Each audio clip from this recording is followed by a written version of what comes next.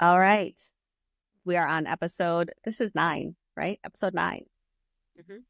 And we're going to talk about Gen Z in the workplace. We have a Gen Z, which is also kind of on the cusp. You are also, Caeleb, on the cusp of what is before. Kind of on the cusp, but you do fall into the on the Gen cusp Z. of millennial. Millennial, thanks for So millennial.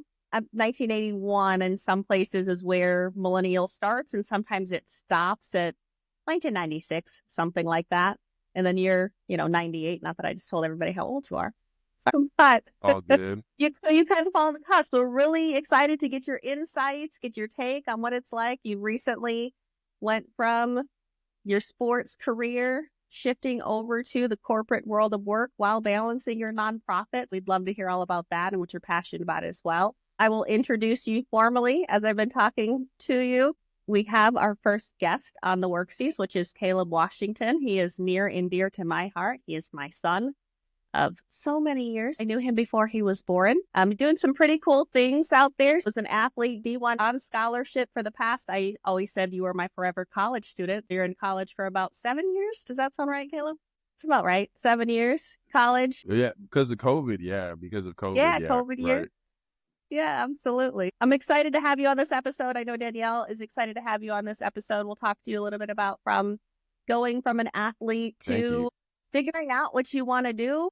Welcome, to coaching. Caeleb. Yeah, I know it's been everywhere with it. Danielle. Yeah, exactly. I was just going to say it's great to have you participate in this with us because I've known you most of your life, and so I've had the opportunity to see you grow into the man that you are today. And I told your mom that I felt very proud of where you are today. So she did a good job raising you, but I know you also helped to form yourself. I'm interested to see what your experiences have been like in the world, because I know just from what we've talked about, it's been interesting to get your perspective on things. Thanks for having me.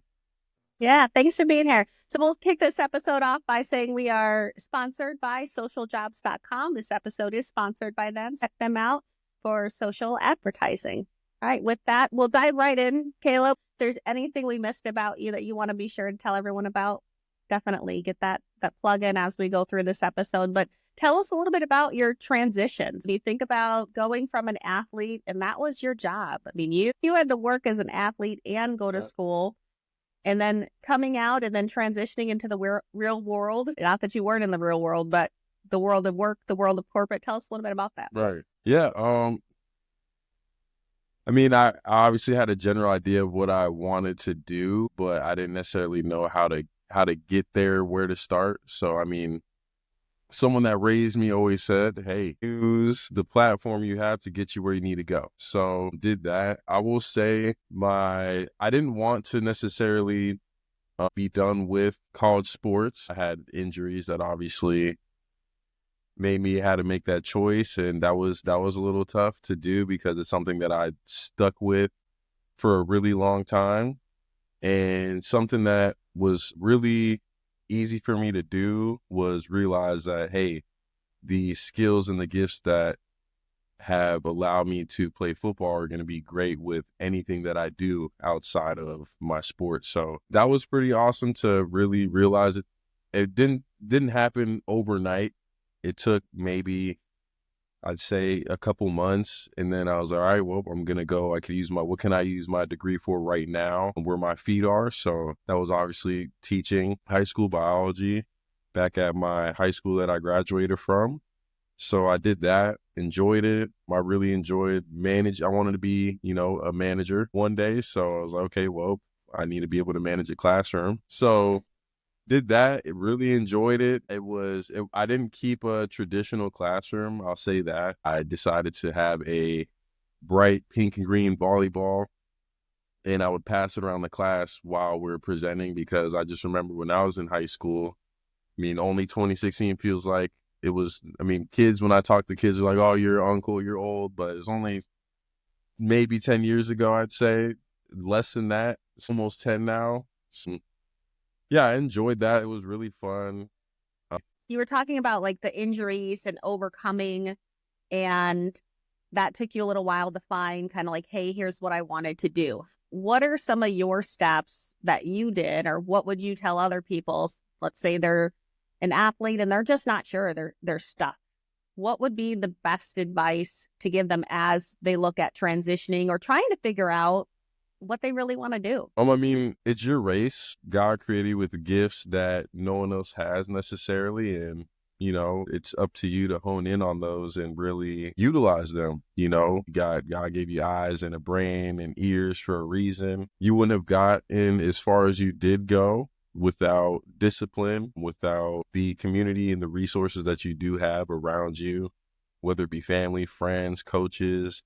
So being able to lean into people that you do trust and you do know, and leaning into yourself is super important. That's great advice, because I think about, that change and that transition, because you're used to doing one thing all the time. It's kind of like when you end your career. Like I feel like it's very similar when you try to change industries or you reach this point where like, I don't think I can do this anymore. And then you have to go and you really have to find yourself.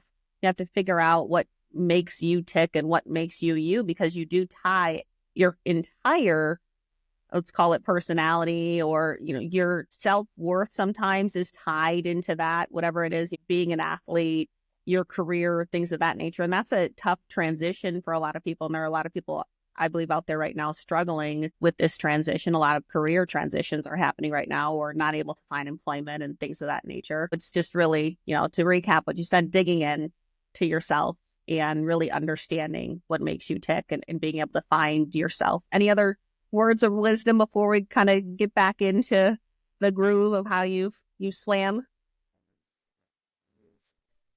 Be patient, be patient. That's the biggest thing. So, which is hard. That's hard to be yeah. patient. Sometimes it's really, especially if you are an athlete, you probably are. And I am not an athlete, so I'm just speculating here. But, just the idea of like, you're constantly having to stay in shape, you're, training, even in your off season or when you're not in school, you're probably thinking about it, studying it, all of that. So especially if you were considering turning that into a lifetime, to a future career. But unfortunately, you have the injuries. So, yeah, I think that's good. What you've said is just to try to be present where you are. I think that as a society, we can tend to sort of think about, oh, well, why am I not where I need to be right now? And I'm very much guilty of that, because especially over this last year, I've been in a big transition. And so I think that it's you can look at people getting jobs, getting new opportunities, and like, what's wrong with me? And you have to just kind of like temper that and think, okay, what do I need to do? How can I make the best out of this situation, and all of those things. So I think that's really good for younger people to think about too, because I think our society has kind of evolved to where we're seeking instant gratification all the time. Absolutely. And looking for the immediate, and not always thinking about how do you really focus on where you need to be to, not just today, but in 10 years maybe, and kind of what do you need to work on to kind of get there. So, yeah. And you mentioned something, Caeleb, that was pretty key to me, which was about the passing the ball in the class. And you started to talk a little bit about that. I love that. Tell me, because there's some things that are not generational, right? When you think about the experiences of finding yourself and coming into who you are, it can happen at any stage in your life when you look across that. But you saw a gap in teaching, one that you maybe struggled with, or that we're not teaching in the way that we need to, which does apply to employers. When you think about how someone from a younger generation comes into their workforce, how they need to adapt. So we've heard about, people being more technologically savvy when they come in. They want answers quick, responses, things of that nature. Tell us about passing the ball and how you made that an interactive experience based on you knew there's this gap in learning.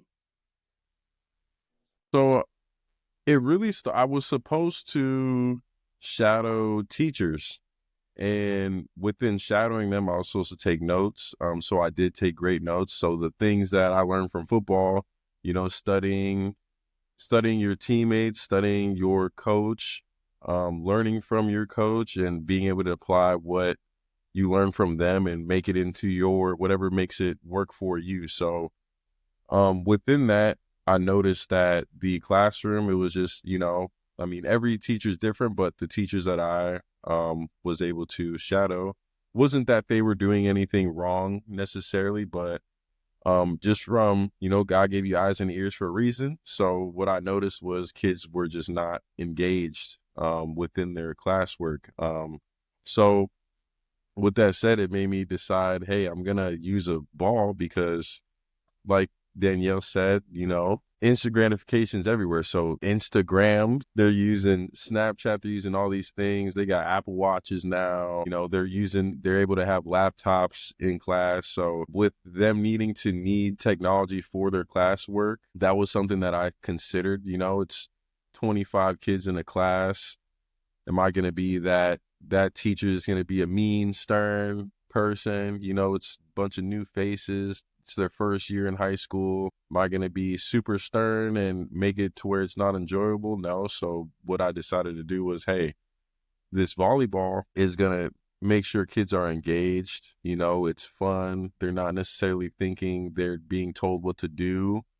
They're being asked, to participate. And that ultimately led to, a great class environment. I didn't have to give out a lot of tests and a lot of pop quizzes and all this other stuff because they were just soaking in the information. And the biggest thing was, when in doing that, it allowed me to actively assess what they were able to retain and what they did and didn't understand. So That's great leadership skills on your part. Yeah. Thank you. Cool. Yeah. So tell us a little bit about that transition from teacher, and you were coaching at the same time. So you were coaching out on the field, football, and teaching, and then this transition that you're in now. So going to still coaching, going to your nonprofit, and then also when you think about your work today, what keeps you going? What keeps you motivated? What keeps you ticking? I think that's one of the big things that people want to know about Gen Z. You tend to get into these stereotypes. Danielle and I talked about this earlier with generations. Oh, this generation is less likely to this. They need technology. They need to. And you also said another key thing to me is being asked to participate versus being told to participate. So that's a lot to unwrap in that little piece that I just said. But tell us about your journey and what do you appreciate about where you are when you're working? What are the things that matter to you? And then how do you just displayed leadership when you saw, this is a gap and I can better assess the kids this way. So tell us a little bit about that in your journey. So, I mean, as far as what makes me tick on a day-to-day basis, I'm intrinsically motivated. So I take pride in, doing great work. And if I'm told to do something a certain way, I'm going to do it. If I feel like there might be a better way, I'm going to ask respectfully. If there's a possibility to do this a certain way and, hey, could it be more efficient to do it that way? As far as day to day, what gets me through the job that I'm working with now, I mean, not getting me through, but what gets me coming back every single day is the fact that I'm able to help others. So I'm a scheduling coordinator and I'm finishing my master's in health administration. So it directly feeds into my master's program that I'm doing now, and just seeing that from an entry-level position. When I do finish my master's, I'm able to now use my entry-level skills that I've, learned from. I'm able to see what gaps there are, and where can I be a better teammate. And the biggest thing is, to be a great manager, you got to know where everyone's coming from. So I feel like being at the entry-level position within healthcare will only make me a better leader, and I'll be an empathetic listener to my employees. Yeah. And you said that, you think about being able to understand from the ground level. Do you think that's the most important piece as you look across? Because the other things that I hear about newer generations, right, is they immediately need a 100K job and to jump in and you have to promote them quickly. So what is your expectation when you think about, one, it took you a little while, after you left teaching and knew you weren't going to teach, to find the job. So talk to us about the job market first and what you were kind of seeing and what you were experiencing. And then the translatable skills when you're coming from college athletics. Yes, you were a teacher, but how does that look like and how does that translate? So tell us a little bit about that first, and then we'll ask you the other pieces that go alongside of that. Like, just what did the market feel like in the job market and applying for jobs, and how did you gain success in employment? I would say the biggest thing is, once again, understanding that my football experiences directly translate to the workplace. So the same way that, being in high school, getting recruited by college coaches, being in the transfer portal, getting recruited by college coaches, being in junior college and being recruited by college coaches, all of those directly correlated to my interview process. Were they the same kind of questions? No.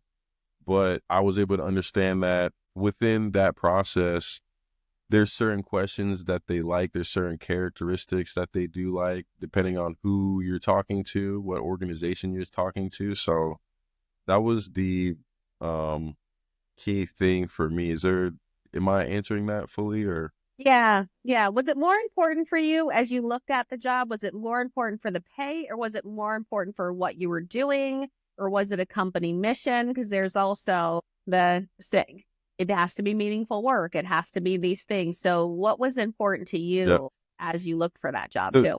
the biggest thing for me then and now and in the future is a growth plan. That's the biggest thing, because if I knew this is, when I'm coaching, for instance, I had a class of freshmen. I came in as their defensive line coach.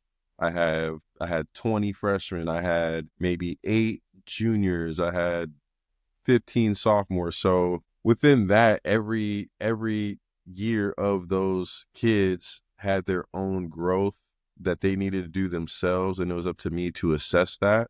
So what makes them feel comfortable and wanting to come back for more was letting them know and giving them, performance evaluations. I was doing it, not saying that a workplace should do this, but, I would talk to the parents, that they would say, hey, what does my kid need to work on? Building that relationship with the parents, giving them a direct plan that ultimately let the kids get independence ultimately, and, some responsibility and integrity within, their craft, which was football, so, and also being able to get them to understand the correlation between, turning in that assignment that takes 30 minutes is no different than getting to work on time. Well, not work, but getting to practice on time and workouts on time, and being where you're supposed to be when you're supposed to be there and on time. If you're on time, you're late, and if you're early, you're on time. So just getting them to understand that, and they just want more. They automatically like, hey, what else should I be doing? And the more that they're soaking it in their process, everyone's process is different. The more that you see their confidence growing, the more that you see they feel appreciated first and foremost. And, when you got that combined, those kids want to ultimately run through a wall for you. So I could see how that would translate to being a manager is, if you pour into your team and who you're managing, they'll only want to, help you out in the end, and everybody gets a piece of the cakes. Yeah, I'm going to go a little bit Is off that the your reservation, question? Anya, because I'm going to relate it to what I know. I mean, this is the downside of doing an interview with your mama, because I know everything on the inside. I'm going to go ahead and use it. When I think about that and you explaining with the kids, I feel like this was your journey in your current job as well. When you think about the training that you went through, may or Right. may not fast paced enough for you. I'll just say that because you want more, right? And then once you learn something, you were sitting there going, I can't even compete in this competition because I'm not getting enough calls. I need to have X calls to be able to earn my extra X dollars per day, right, that they were giving you. It was also like the reward was kind of, once you have the first piece down, more training, the communication, being told by your boss, your leader, your manager, that's saying, hey, you're doing a good job. And I know how we like Right. to joke about or thinking about leading, the good person always gets more work, or, the good job rewarded is Yeah. more work taxing and things like that.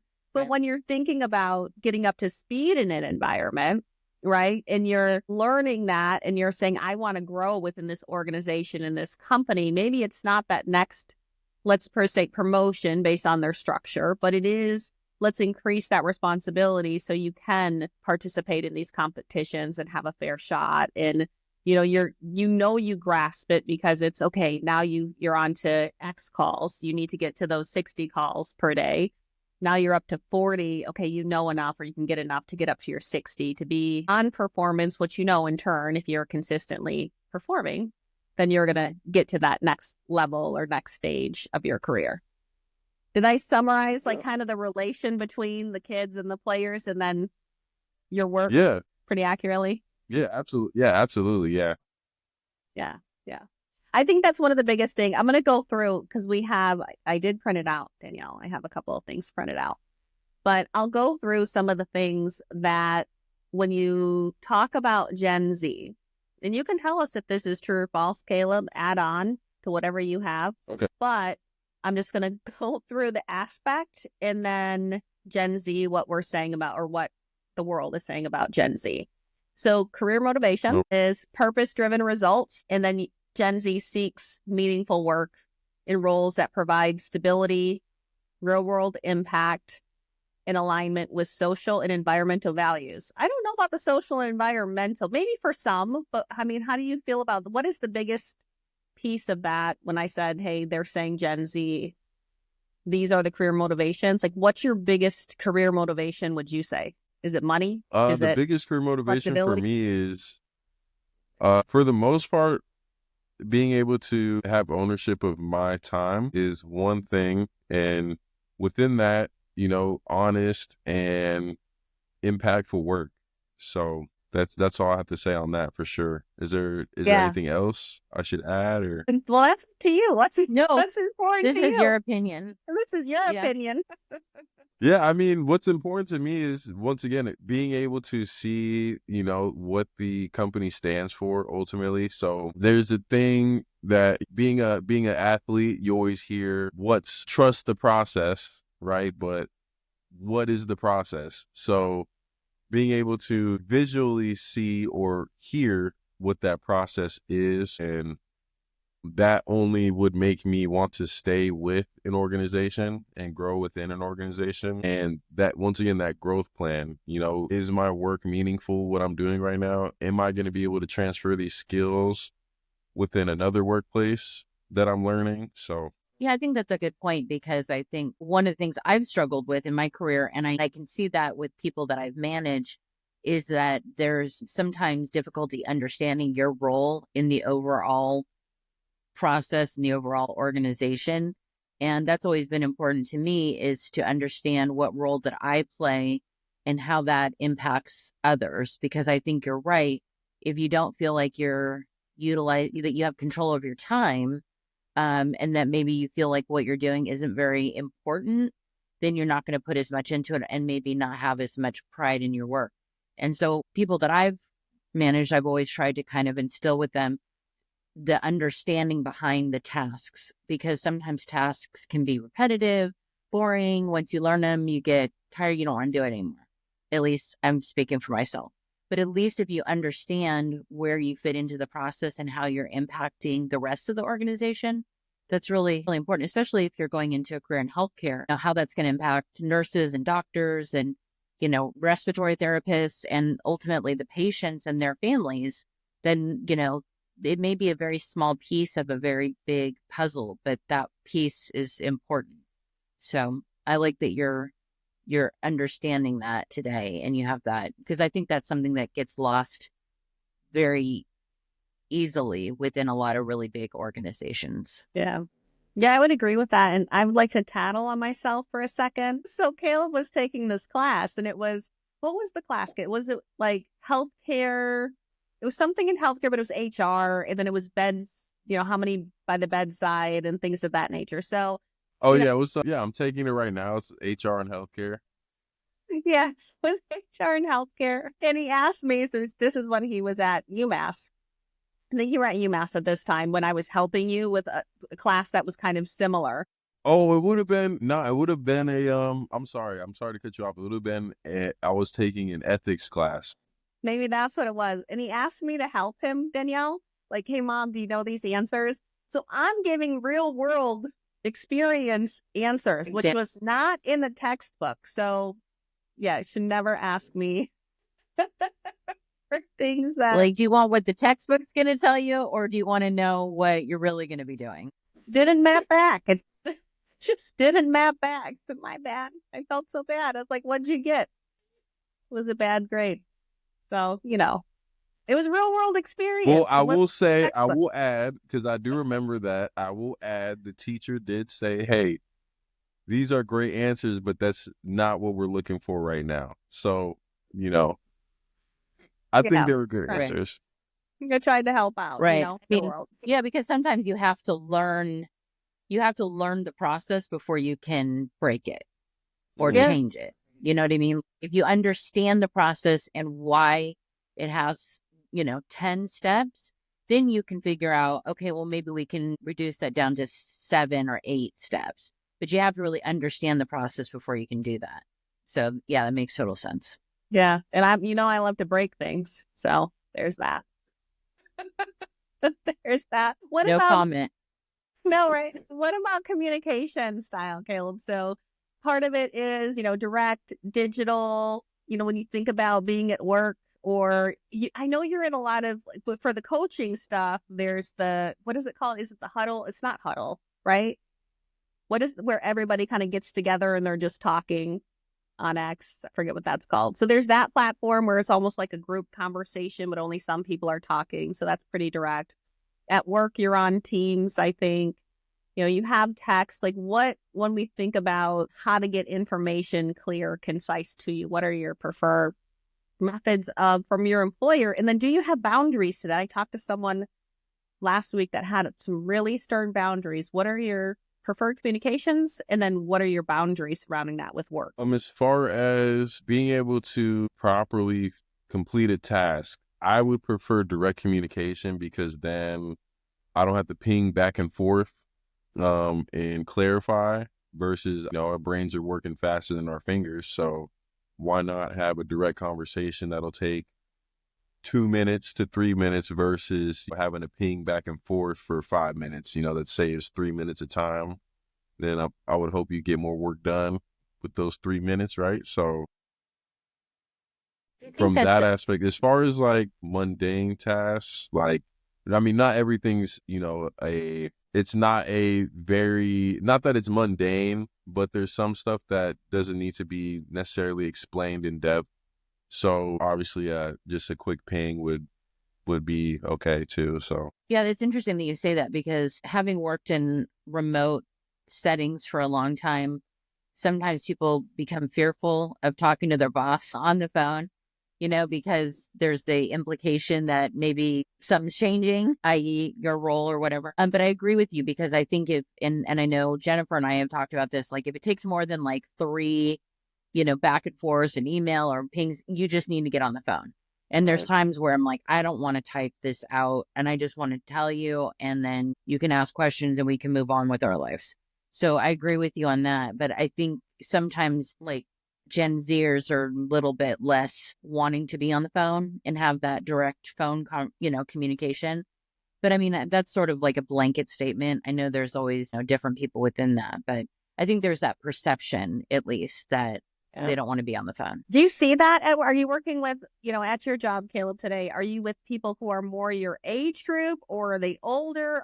What are you seeing? And then how do the cross collaboration, is there gaps in that? Personally, so I would say just from both jobs, I'll say all three. So from coaching to being a teacher to now being a healthcare worker, I would say it's more so older. And with that, I also understand that there comes a territory of, it's just like a person who's 80 years old, naturally people are going to, put the assumption that they aren't as sharp as they were when they were 40, 50 years old. So with that, I automatically, I kind of take take the blow is, I'm with the older coworker or whatever the case may be. And until I have, a couple conversations with them for them to get to know me and for me to get to know them, then there's a certain boundary of like camaraderie and teamwork versus babysitting, so to speak. So Do you feel you have to does that answer babysit your question or? work, Caeleb? No, I'm just kidding. I'm your mom. I get to say those things. But yeah. And thank you for saying sharp at 40 or 50. So I do appreciate that. Right. You're like, be careful what you say there. Really But trying. no, I think, but because Dinner tonight's on the line. that is an issue where people, Yeah. there's that issue where people think, oh, if you're in your 20s, you don't have experience, or you're not going to be able to do these more complex, or be able to manage people, things like that.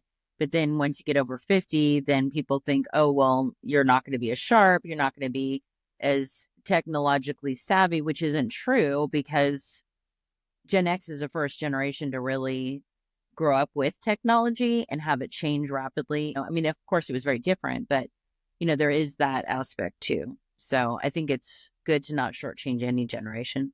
Yep, I agree with that. I do feel like when I think about the technology, and to your point, Danielle, like I've seen, of course, the boys grow up with technology and their rapid changing technology. To your point, Gen X has very much been the same. Like we remember having that first computer on the table. My dad bought it for me. It's this big honking thing, and all I did was play a game on it. I didn't do anything else other than that. I just booted it up and played the one game. But to your point, like we've had to also understand technology as fast as it has evolved, and then be able to say, oh, here's what is probably coming next. Like we would always guess too what was coming next. And I feel like that's also trained our brains to think about, okay, how do we need to shape this technology as we move into the future? Or what other things can it do? It's always the art of the possible. I love saying that, whether it's no matter what it is, but it's really the art of the possible. Right. I agree. But I think we're also the last generation to have grown up with technology, but without social media until we were adults. Right. And so how that impacts you as a citizen, as an employee and everything, you're kind of learning that as you go. Whereas we kind of started to adopt it as we were already in our careers and what that meant. So yeah, that's a very different aspect of our society that we didn't have 20 years ago. Yeah. Yeah. Speaking of social, Caeleb, I'd love to get your take on, I always feel like that people think maybe the Gen Z generation, maybe even, I don't know if millennials as much, but where does Gen Z really hang out? Is it the TikTok, Snapchat, Instagram? I think Facebook is for maybe older people. Like, how do you view social media? And then where do you think people live based on their age? And we will not hold any of this against you as you say it. Promise. So just from personal experience, I like to use social media as a way to connect with my college teammates. Social media is generally for connecting with anybody that I can either help or for them to help me, whichever way it goes. I mean, from what I see from my peers, everyone uses social media in their own way and however they see fit. People will even go as far as they have their personal account, and then they have a meme account or a faceless account, and then they'll have like a private account where it's only their close friends that are on there. But in my opinion, why wouldn't you just text your friend or whatever the case may be? So everyone utilizes social media in their own ways, and that's what's unique about it is, seeing that AI is now, a huge deal. And I didn't know that, AI was going to be now it's implemented into workplaces, and within my own workplace, even it's been being used at my job that I have currently. So it's interesting to see how, people are utilizing is now AI within social media. So, and how it can essentially, speed things up for people. It can bring brighter ideas, newer ideas, fresher ideas, not necessarily to copy it, but in order to, be able to not end up with like a quote unquote a writer's block, so to speak. So I enjoy seeing how social media is and how my peers that are around my age utilize it. As And far how, as, what platforms? Like, what platforms are they on? Like, is it the Snapchats? Is it the Facebook? Is it the, like, it's not just social everything. media It's in general, but everything. how are Some you people, using? Yeah. yeah, so everyone's using that all the way to Reddit. They're using Reddit. They're using anything they can use to communicate. And a lot of it depends on the area you're in. So, I mean, when I was up north, people were using a app called, what was it called? It was called like Snap Capture, and Mm. you only posted, or it was called Be Real. That's what it was called. It was called Be Real. I remember And you that. just randomly Yeah. got a notification, and then you just posted whenever you got the notification. So whatever you're doing at 3:25, that's what you're supposed to post within a 5 minute period. It said like, oh, you had a 5 minute period to post what you're doing. So it kind of just A like, lot of pressure. right. Yeah. So, I mean, it kept people updated as to what you were doing. And you're obviously only you're only having your friends within your little bubble community to see your post. But in retrospect, like hindsight's always 2020. It also kept people honest. So if you're supposed to be, if you told your friend, hey, I'm going to the gym every day at 5 o'clock, you know, and it's 5 o'clock and you're posting that you're not at the gym, you're sitting on the couch, somebody's gonna message under there and be like, hey, like, weren't you supposed to be at the gym? Why are you just sitting on the couch watching TV? So um as far as older generations, I mean, what do you guys use social media for? Well, no, that's what I'm saying. Like, You what do know, you think is like outdated? Do you think Facebook is outdated? Do you go out I there? don't Like, think Facebook's outdated. you No, know? I don't think Facebook would ever be outdated just because everyone from, if you can use a cell phone or a computer, you have Facebook. So I know for a fact that I can connect with any of my older family members via Facebook. It's not via Instagram. It's not via Snapchat. It's not via YouTube. It's on Facebook. If I want to sell a pair of sneakers or a bowling ball, I can find it on Facebook or I can sell it on Facebook. So, and Facebook's such a huge, a wide range of people, and it's so functional to where, you got someone who's 65 that's able to join certain communities and find, I don't know, maybe they like to bike. They can join a 65 plus biking community on Facebook. There's so many moving pieces that allow everyone around the world to connect with each other. And that's Facebook. So what I do Yeah, there's see, the ability to be a lot more niche. right, yeah, and it's more. I feel like Facebook's more community based versus an Instagram. Instagram's more so like a portfolio kind of Mm. deal. I feel like Facebook's more family oriented and community based, Yeah. And and you that's like why I feel like Instagram, it's older like, people, yeah. yeah, I feel like even everyone from, and Facebook is seen as more safe. I feel like so. I remember having Facebook in middle school, so Yeah. Lie about your kids age. are, Don't tell everyone. Well, it's right. funny because sometimes I connect with people who I know as adults, and then you look at their like history of their profile pictures if you're nosy like me, and you'll see when they were like middle schoolers. It's like it's so cute. You're like, oh, I like, and I've had that especially because I have grown nieces and nephews, and then like maybe I connect to, their spouse or whatever now, and then I look back and they're 30 now, but 15 years ago they've got pictures of them, or in high school going to the prom with the girl they went Yeah. to the prom with and stuff, and it's like it's very interesting. I think that what I struggle with Facebook, to your point, I think it's true that there's a lot of functionality within it, which is nice. And the problem I have is that I have people in my life that I know who feel that it's necessary to share everything about their lives. And so then I'm like, okay, that's enough. I don't want to log in every time and see something from this person. So then you have to kind of change your settings so you don't see them all the Yep. time, or, Yep. See. eliminate their, and then sometimes I'm like, wait, I haven't seen that person in a long time. Are they still around? And then like go look them up. And then I'm like, okay, yeah, I just had filtered them out. So I wasn't I do seeing the their, same thing. My oh gosh. my gosh. They I'm still like, I exist? love Oh, you, but yeah. I don't need to hear everything that's inside your brain. I really don't. Oops, I unfollowed at some point. I do the same thing, Danielle. I'm sure there's people that have unfollowed me, tired of my crap. That's fine. It's all I'm good. sure. Same with me. Would you go look for a job on Facebook? I don't think like, remember when they were trying to do like Facebook Marketplace? That's the sales part. But then they had this other portion that they were trying to start up, Danielle. Do you remember It this? was a Where they were job going to have board. jobs, Yeah, and boards, then they got and rid stuff of like it. that. Like, do you feel, Caeleb, like Facebook has really turned into just more this community aspect?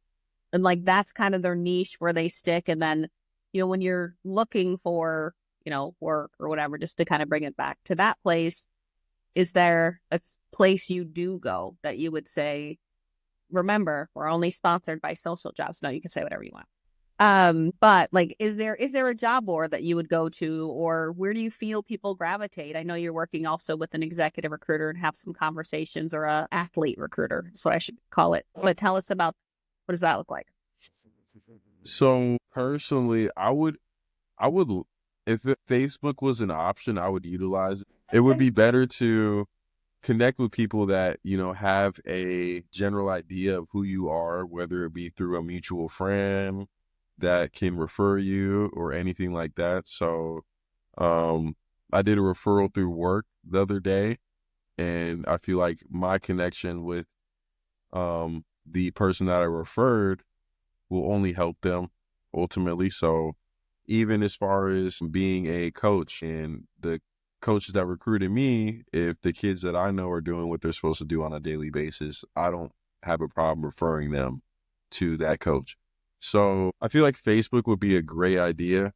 I would utilize Facebook a lot. As far as other platforms, obviously the cliche is jump on LinkedIn and connect. And I'm tired of getting the ads of, hey, join this program, or hey, we have this job, and there's all these phishing, there's spam, there's fake jobs on there, and then so the hassle of, looking up the company, making sure it's a real company if you do apply to it, they don't always have the updated information that they have on there.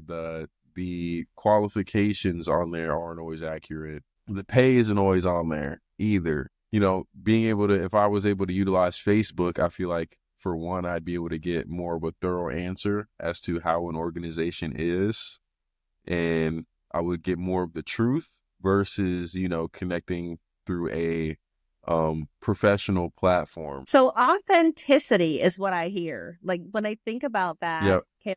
kind of what you're saying is, on Facebook, people are who they are, right? When you jump on a LinkedIn, they're whatever mask they want to put on. They're their career accomplishments. They're their company in that moment. So is it really about, like, there's this, I think you discovered a niche that doesn't exist, honestly, in this conversation. I don't Danielle, I think can't think of anything I that will does say, not this, to cut you off, but right? I feel like Facebook would show more of a work-life balance in how an organization's work-life balance is compared to LinkedIn, Yeah. visually. Yeah, I think that's something. I think that's something that was kind of attempted at one point, because there was a time when Facebook did allow companies to have their jobs posted, and then there was sort of a job board aspect that became available on Facebook. And then some years ago they got rid of it. And I know, obviously, I don't know why that happened, but they probably wanted to put those resources into other things, and it probably became too competitive in that space. I think where Facebook can be successful, and not Facebook per se, but companies on Facebook can be successful, is to show just what you've said, information about what it's like to work there, day in the life profiles, information on openings with social jobs. Is they post, companies can work with them and then they can put out social media posts reflecting their opportunities. So I think that's, those are very targeted. Those are very, based on your behaviors and all of that. But companies should probably do more to enhance their public persona on Facebook, through testimonials, even you could even do like reviews, because reviews are available on Glassdoor, Indeed. But to your point, I think, when I go on LinkedIn, I've started to see a shift of people not being quite as professional as they used to be. And there's an element of people, it seems like people are trying to become a little more viral and get a lot of attention, get a lot of followers and things. And that's kind of disappointing because I don't feel like that's really what LinkedIn was supposed to be. But it's not. I mean, they do have a huge job portion that is definitely part of that. But I don't feel like it really turns people into hires. I don't know that people really.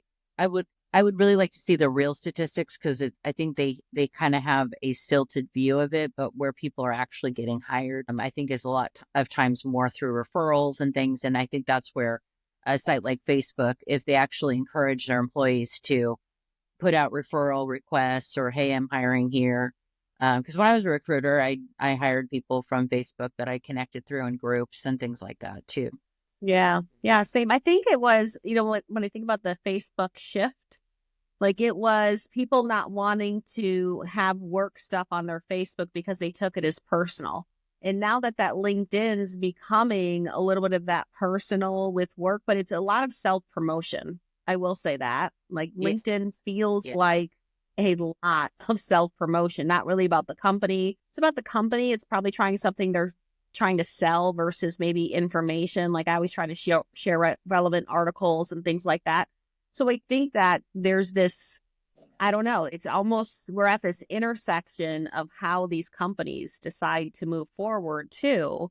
Because to your point, and I think more people are comfortable with their personal and professional colliding, where 10 years ago, even, no one wanted that or there was a lot of people who didn't want that to collide and they were afraid of it colliding because flashback to that authenticity piece, right? That now we just heard Gen Z say what they want.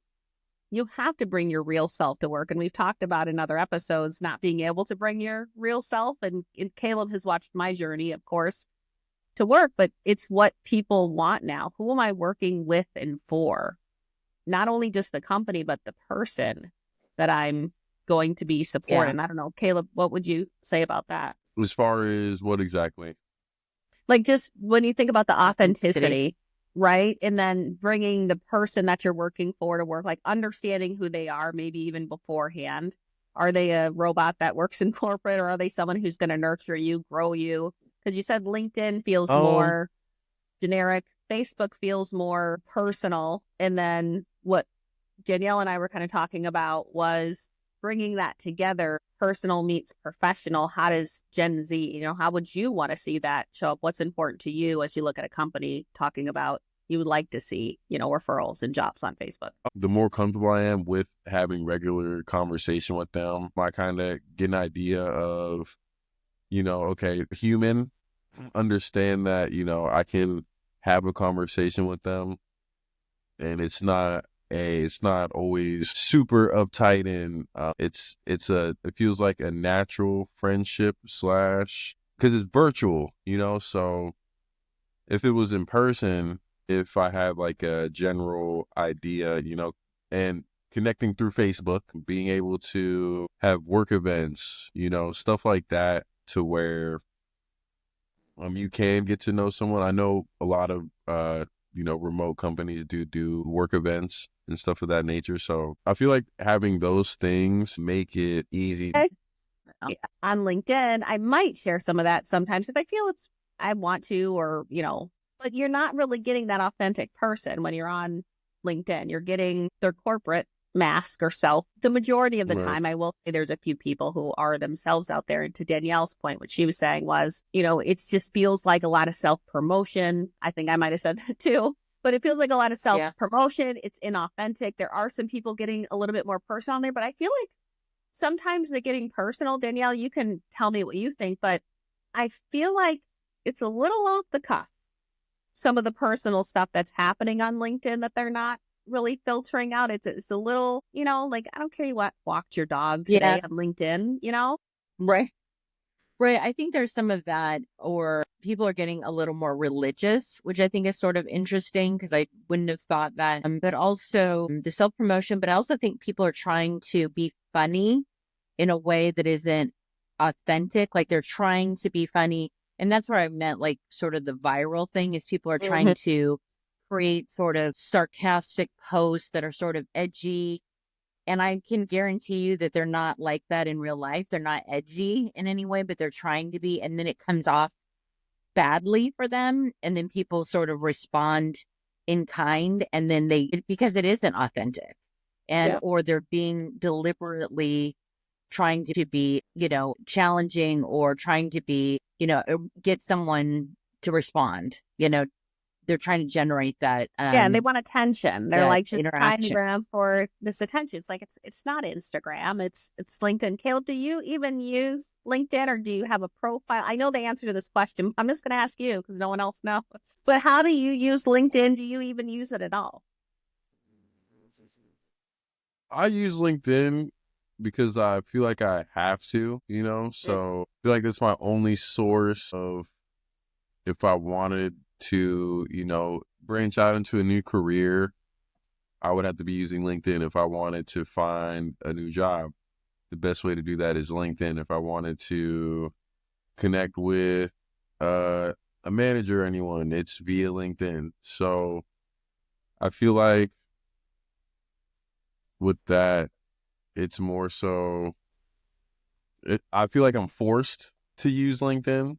Yeah, that's fair. That's fair to say. So, you can absolutely say that. So I will say I did. I don't know if I'm allowed to say this, but I did start working with this guy who started a nonprofit, and it's athletes You can talk about it. Huh?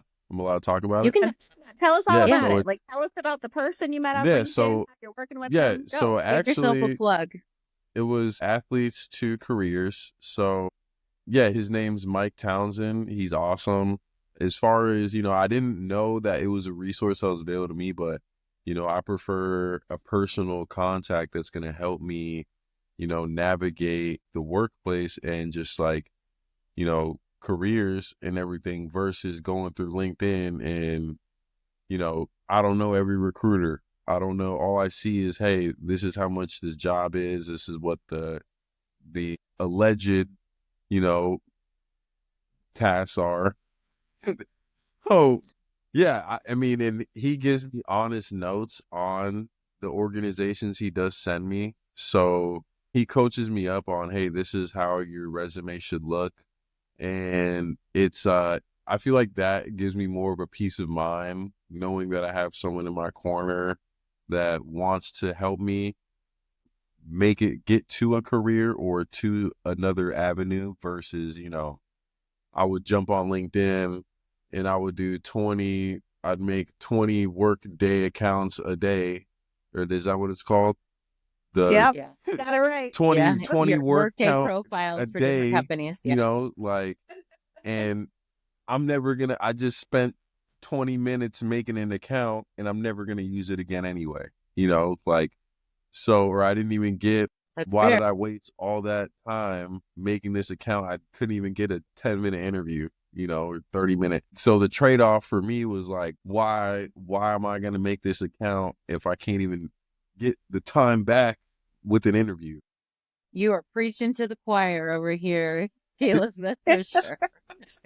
So that was, I prefer going like where, and then it wasn't, I luckily ran into him. I got reached out by him through, once again, my connection. So I went to UMass Amherst, and being able to picking the school, that was also an important aspect in my college student athlete journey was, I wanted to go to a school that was going to make sure I was going to be successful after college. So not saying that any other schools like that, but for me, I felt like UMass Amherst was the place to do that for me, and it's obviously paid off. So I'm glad that I went there and played football there. I'm glad that I ran into a lot of great people that also went through that school as, not only as an athlete or a student athlete, but just regular students. So I feel like that was more important than LinkedIn could ever be. So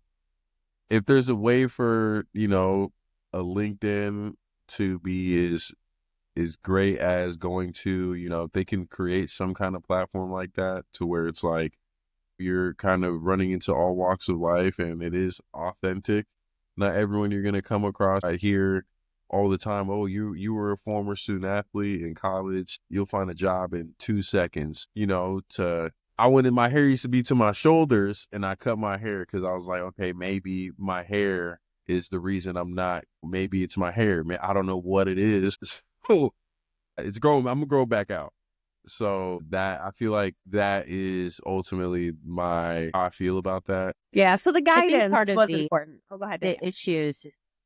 Yeah. Yeah, I was just gonna say a lot of what you're saying, I think, is very consistent with what we're seeing right now in the job market. What your mom and I have both experienced, in that there's so many people applying for the same jobs, and it's very hard to get past the firewall of a workday situation where AI, that is an AI tool that may be screening people in or out, that, you know, there's fundamentally a lot of flaws in the system today that weren't there 10 years ago or even 5 years ago that we're seeing.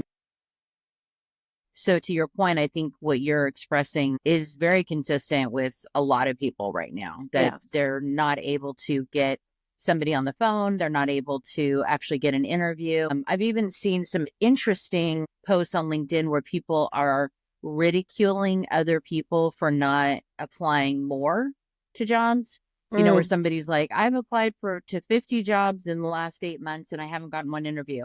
And then somebody else is like, well, I apply to 50 jobs every day, which is interesting because I'm like, there couldn't be 50 jobs that you're actually qualified that are brand new postings every day. I mean, unless you're applying for all different kinds of jobs, all different kinds of locations, I would be shocked if you could find 50 that you could apply to every day. But, that said, it's very odd situation now that I think you've pointed out that, especially if you're younger in your career, you're more at the beginning of your career, having to navigate a lot of these sites that, when I was at the beginning of my career, we didn't have that. And even if you're mid-career or late career, or whatever the case may be, it's all kind of new to all of us. Everybody says they've got the secret sauce. They know how to get you hired, but nobody really does. It's all a bit of a chance, because to your point, we're all building all these workday profiles, and we're all just trying to do our best to to be seen. And sometimes it's disappointing to me, because I know I've reached out to people that I know in the industry that I felt like I had good relationships with, and then don't hear back even though their company is hiring, and I'm like, hey, I just want to see if you know who's working on this job so I can reach out to them. But it's just an interesting time in that people aren't necessarily comfortable making that connection, or don't feel like they should. Who knows? There's just a lot of misinformation, I think. Yeah. I think it's an overwhelming amount of information. To your point, Danielle, there were a couple people that had roles at their organization when I was looking, and I was like, hey, I'm kind of interested, would love to hear more about it, and would never hear anything back, right? When you think that was a connection that I actually knew the person. And there were a couple instances where when I had my other roles, right, where they would come in and ask me, hey, I know so-and-so, would you mind? And you would help them, or would you mind? Absolutely. But then, you kind of work that return. So the relationships are so important, that piece of it. And then some people have really let that go by the wayside because of the current market and climate we're in, which is not going to last forever. It's just not. So, yeah, you touched on a couple of really good things. I felt like the personalization, the authenticity, like how technology is being utilized. I know you talk to your teammates a lot. that are looking for jobs or trying to figure out their careers or figure out their paths. You help people all the time. What do you see if you think about putting yourself in the seat again? You're representing everyone out there. What are the biggest challenges that your peer group is facing finding a job, finding a career? What are those conversations centered around? It's just not because they're not in their passion anymore. It's more so I'll say a recent friend, former teammate that I had, he won a championship for his division that he was in. Conference championship. He went really far into the playoffs, and now he's at a point where, where I was, where it's necessarily he although he does play a different position and it's less wear and tear on a yearly basis. He was wanting to train for a pro day, but at the same time he's like, oh well, if it doesn't work out, I want to get into a job now, because he understands, without me even saying anything to him, he's just like, oh, I see that I know people in my circle that are having a hard time finding jobs, so I'd rather secure something now. And, the reality is he's having to make a choice. So with that said, I feel like it's more so just the guidance aspect of it. It's not necessarily, no one's lazy at least the people that I talk to on a day-to-day basis that I played sports with, they're not lazy. It's more so they just need guidance on, hey, where do I start and what does that look like? And to the main point that I said in the beginning was just having a growth plan. As a player, you trusted the coach that was recruiting you based on, hey, this is where I see you being. They sold you necessarily on the idea that this is what we can help you become. With that said, if there was more, I guess, recruiters who thought outside the box, I feel like, I guess I heard that there's different platforms that student athletes can utilize and all this other stuff. And it's like, okay, well, what is it? Where is it? How do I use it? So I know through UMass Amherst, we use Handshake, which is awesome. And I didn't know that it was available until obviously after I got done playing sports. So I've had recruiters actually actively reach out to me on there, and they were an array of different careers. So one was, it was a government job. Some other ones were just some small companies, and being able to have a recruiter send you instead of a LinkedIn where it's like, hey, apply to this, and you could tell it's just copy pasted, versus, a Handshake where it's more personal. Yeah. And they're letting you know, hey, your degree is and your experience directly applies to what we're doing. You should look into applying for this job. Here's the steps, and when you message them, it's like, hey, what do I have to do? And they tell you exactly what you need to do. And just that little aspect of connecting with the recruiter to where it feels like they want you there. I feel like that was, with everything I just said, I feel like that one little bit of connection with that recruiter on Handshake ultimately gave me that boost that I was needing, which was, you're qualified to do these entry-level jobs that are hybrid or remote, and you don't got to go pick up a job at Chipotle till you find something else. So Yeah.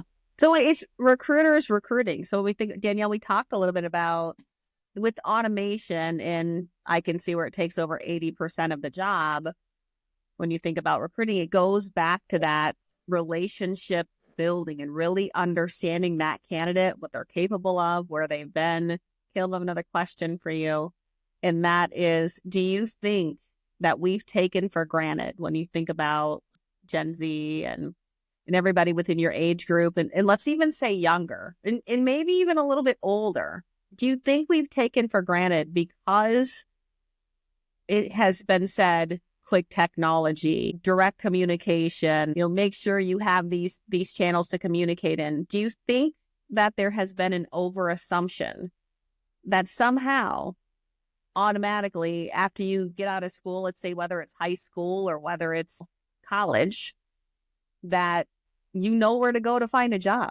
Do you think that's the wrong assumption? Are people out there lost trying to figure out and say, well, where the heck do I go to find work? Or how do I even use these things? Like, well, you got to go create profiles. Because I was like, hey, you got to go to these websites, go direct, log into their site, and then you're off, creating 20 profiles. But do you think like we've maybe assumed just too much technology from a savvy perspective and how to navigate that technology to get to, the right? I mean, when you said that, I had light bulbs pop off in my head. So something as a coach, as a high school football varsity coach, something that I just realized is, kids ask me the most basic things. For instance, like, oh, how should I be stretching? Or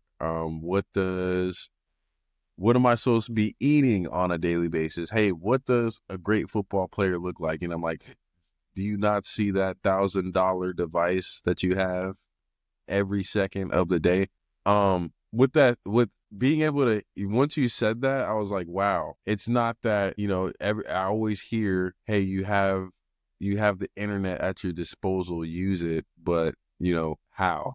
But where do you start? So, yeah. Well, I So, think that's a really good. No, I'm listening. I was just going to say, I think that's a really good point because I know at the last company I was at, we had started to open up more offices. And so there was a lot of younger people who were coming in who were entry level in that type of role. Maybe they'd worked before, but definitely that type of role. And you'd ask them to answer the phone or greet somebody when they walked in and they're like, whoa, how do I even answer the phone?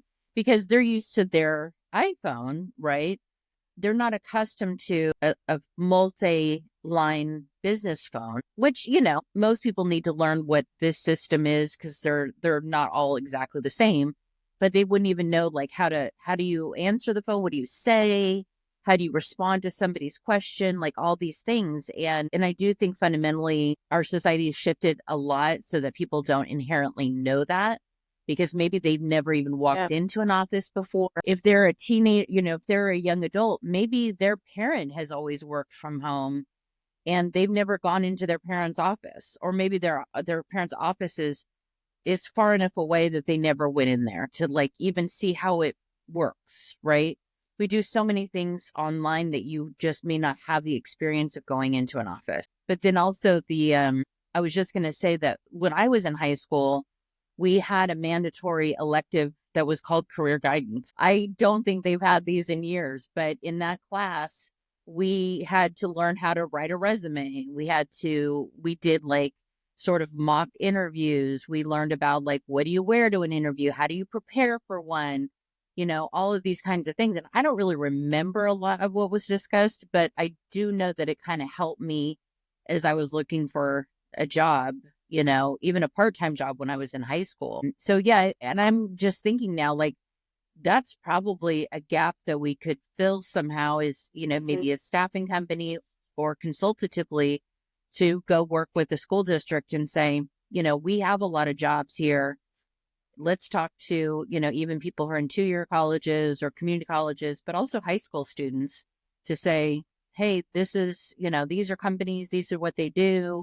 This is how they can prepare you. These are the things you should look for, blah, blah, blah, blah, blah. Because I think their parents are trying to communicate that, but their parents aren't close enough to it. They only have their own experience. And if they're not, right, in recruiting like your mom is, they're going to give them information that's relevant to them or their friend. Yeah. Right.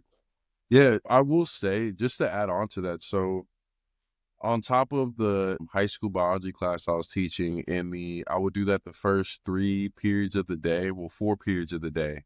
And then the other half of the day, I would do credit retrieval. So that was typically, I would have about 30 kids and they'd be from juniors to seniors. So, and 95% of those kids are not student athletes. So they're going to graduate high school. Some of them are going to want to go directly into the workforce, or they just want a job for the summer before they go to college. So because I built a relationship with them and they knew what I did before I became a high school teacher, they would naturally want to come and ask me for advice as far as like what they should be doing. So we do have, at the school I was teaching at, we did have a career research class, but that career research teacher has 30 plus kids at a time. Not every teacher is the same either. Or do they feel that they can connect with that said person that is the career research person? So with that said, there's so many times where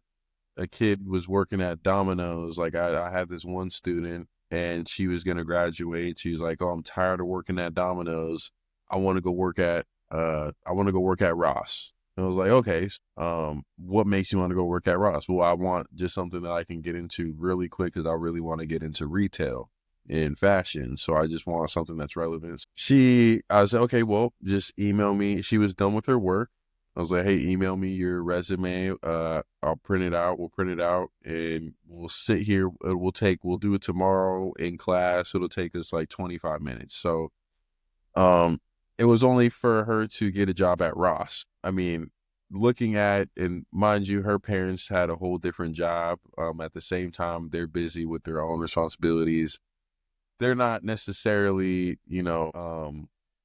I mean, unless she just didn't feel like she had a relationship to ask them for resume help, I was at least able to have the opportunity to help her with that, and it was awesome. So I ended up sitting down with her during class. It took us like 30 minutes. I just said, "Hey, instead of saying that you constructed pizza boxes and you did this, let's make it sound a little bit fancier so it directly applies to your job at Ross that you want so bad. Let's make sure you get this job at Ross." So helped her with her resume. And then I would say maybe 2 months later, I walked into Ross randomly because I love going to Ross, and she was working there. She was like, "Oh, like the resume worked. It was awesome." So I feel like to what TT Danielle said, there is a gap, and a lot of kids just want to be heard and know that they do have that kind of support, and that's the guidance. Once again, just the life, not necessarily hey, you're a bad kid, this is what you're gonna do. It's like, nah, everybody has their own personality. Not everyone fits into a typical school setting, or everyone grew up in different households with different manners, and different ideologies. So something that helped me be able to connect with, just to drive your point home with there is a gap, something that allowed me to be able to do something like that. I've helped other kids with their resumes. That was just one example, but it was just the connection I built with them, and to let them know I also went through these things, and this is the way. And I didn't tell them what to do. I asked them if they would be willing to do it, and giving them that, quote unquote, the perception of, just being independent. They still did it themselves, but at the same time, I was able to build that relationship to guide them to that. So, yeah. Yeah. I think the biggest thing when I think about, Caeleb, everything you said, Danielle, you said, is, we're in this place where we're so technology driven, right? But that relationship, that one-on-one communication, that one-on-one attention, that individualism is what I'll call it, like, right? Because it's individualism coming through and shining through. And we're in a place in a day and age where we basically bucketed everybody and everything. We know we have different, diversity aspects. We know we have different skill sets. We know we have all of that. But when it comes to kind of getting to a role or getting to a job, right, we have made that extremely impersonal, and we're at the risk of it getting even more impersonal if we don't shift that recruiter role to be the true recruiter in the seat that's having the conversation with the candidates, that's holding the hand, that's doing all the things. And we're just highly dependent on automation. It's going to get worse. And I feel like the biggest risk that we have is also the retention piece of it. The attrition's going to start happening just tenfold and at a speed, because if you're not spending that time, and Caeleb, you can tell me if you feel like I'm right, wrong, or indifferent. You feel free to chime in. But I think if we're not spending that time up front and someone doesn't know what they're getting into, right, really understanding that role, that job, and all of those things, they're more likely to just quit or not even give it a chance. I just from what you said, that's applicable to literally anything. It's not, and it to not be able to, for people not to be able to see, or whoever is in that position to not be able to see, like, hey, the same way you build relationships with your family is the same way you should with, not exactly the same, but, you should be building that kind of camaraderie with your peers. Yeah, it's more like a team. Like I think about, we're not a family, we're a team. So if you're building that, Right. to your point, not the family per se, you can't, get rid of your family or fire them. I guess you could if you really wanted to. But when you think about that, it's really a team. So if you can connect as a team to begin with, I really want to be on this team or a part of this team. And then you keep that consistent all the way through with communication. The little communication all the way through to say, now I really want to be a part of this team. I think that makes a huge impact. And when I think about the knowledge gap, what we've actually overassumed, because there is an overassumption, I feel like, with people coming into the workforce that know technology. Like it's getting back to those basics. Like Caeleb, even with the nonprofit, you built a whole curriculum around things that people should quote unquote know, but that they don't know them unless they are told, right? So it even goes back to the right curriculum, weaving that in there to say, let me not assume what someone should know. Let me teach them what I know that they don't know. Right. And make no assumptions as I come into that. And not only just a curriculum, just being a great leader and coach as well, as just like not assuming that the person that you did recruit knows everything. So, or want to obtain and recruit and have on your team. So absolutely. And then I think the people who are being guided, who are learning, have to be open to learning and being vulnerable to say, hey, I don't know how to do that. Being willing to raise their hand to say, can you show me, is really important too. So because I think it goes both ways. There's the assumption you already know, and then there's the reciprocal of, oh, I don't want to say anything that I don't know because they think I already know and I don't want to get in trouble, kind of thing. So I do have a question I have a question since you did say that. So just from both of your experiences within, the workforce, like how did you, or what did you see as successful as part of, like, it's either easier said than done, right? So from the roles that you guys have had, just for my, moving forward, because I'm just starting out. So what did you see as successful as far as, guiding someone in, bringing them up to the potential that they could be at, or how did you navigate that? Danielle, I'll let you like defining success for ourselves or for our teams? Just for your team. So, you get someone on your team, obviously you have a standard and that you want within your team. So how did you get them up to speed, and what was the type of feedback that you would give them, and how did you balance that? For me, I always try to, it depends on the person, first of all. So I try to, when it's possible, sort of guide the conversation based on my own experience and the relationship that I have with them, or how I think that, how they've sort of shown how they need feedback. Because some people need a lot of reassurance and other people don't. So, if it was something where I had to communicate something that was negative, like there was some negative feedback or whatever, I might go into the conversation and just say, this is what I was told, whatever, but never lead with like the negativity necessarily. Try to be more consultative to say this, you want to talk about it, or this is what happened.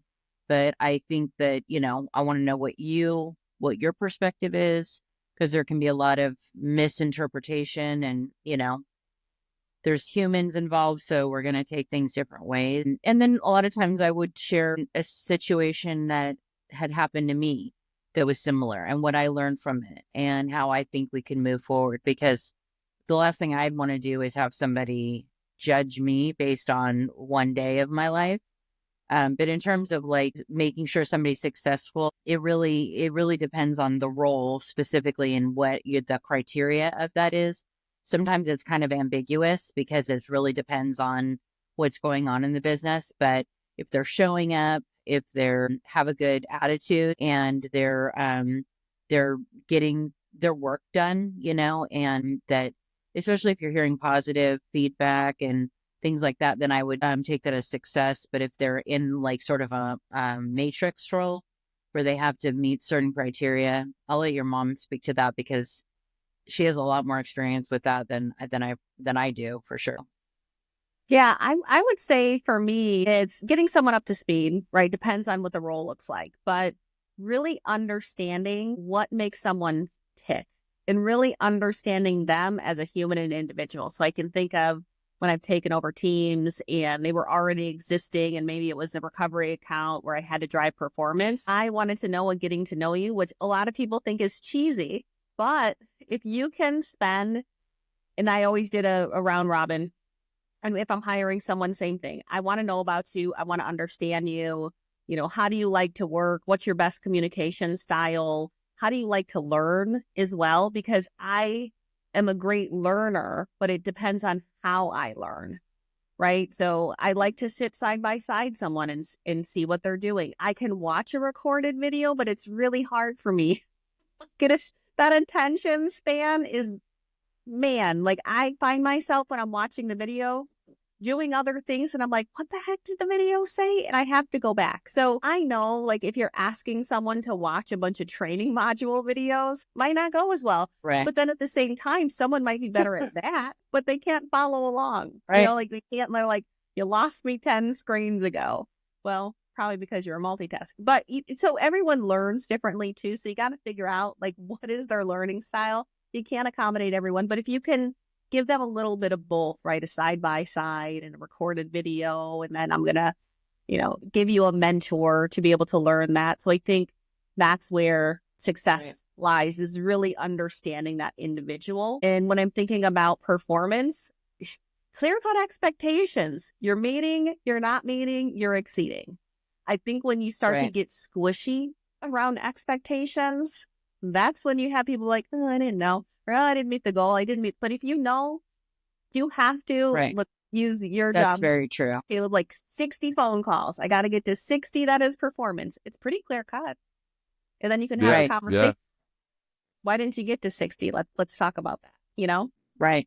And I think when you move on to roles where you're going to be managing people, then their ability to complete their job is going to be reflected on you.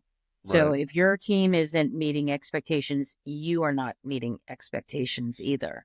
So then that's a whole different dichotomy because you're like, oh, now and a lot of people don't want to be leaders because of that, because you don't have as much control over what's going on with your team. So, the skills you're learning today on that will be helpful when you move into other roles. But I think we both said, it really depends on the role. It really depends on, how many people you're leading, because if you're leading literally hundreds of people at a time, you can't see what everybody's doing. So there's going to be those people in between, that you're going to have to make sure they're accountable and that they're following up where they need to be. So understanding their leadership, but I don't see you having too much trouble with that. I think that you're on the right trajectory because even you're asking the question, if people aren't checking in like, hey, do you need anything else? Or was that okay? Did you get a chance to look at, what I sent you? Then that you're in a collaboration to say like, hey, no, I haven't looked at it. I saw you sent that over, but I'm going to look at it and I'm going to provide you feedback. It's important as a leader to do that to make sure that, if people are doing good work, that you acknowledge that, and not just like, it's just an expectation, of course, that they're going to do it, but you need to acknowledge it and say, hey, you know what? I really like what you did here, or this isn't exactly what I was thinking of. Can we adjust it a little bit there? Because that's only going to help them to be more successful too. Yeah. So, I appreciate you ladies explaining that. So I have another question.